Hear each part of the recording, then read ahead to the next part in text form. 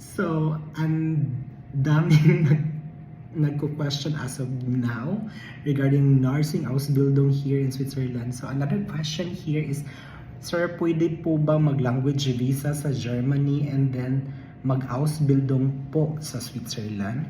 Na-mention nyo po, ang dami niyang question actually, na-mention nyo po na kailangan po ba may show money na 1,000 CHF para sa Ausbildung.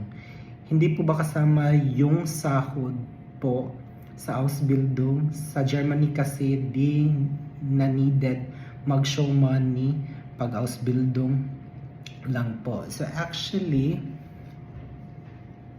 if you're doing language visa there in Germany, I would suggest na dyan ka na lang mag-Ausbildung ng nursing sa Germany, because dito if you're going to do Ausbildung in Germany, language visa in Germany, and then you're going to do the Ausbildung here in nursing here in Switzerland, baka ma-question ka sa pag-transfer mo dito. So I would suggest, if you're doing language visa in Germany, just do the Ausbildung in Germany.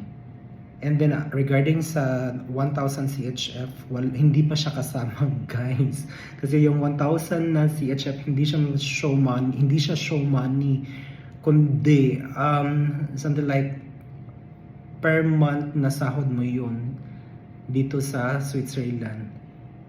I don't know, I don't have idea with regards sa Ausbildung sa Germany, kasi hindi pa ako nakatry ng nakapag-Ausbildung sa Germany. Yun lang. I hope I answer your question.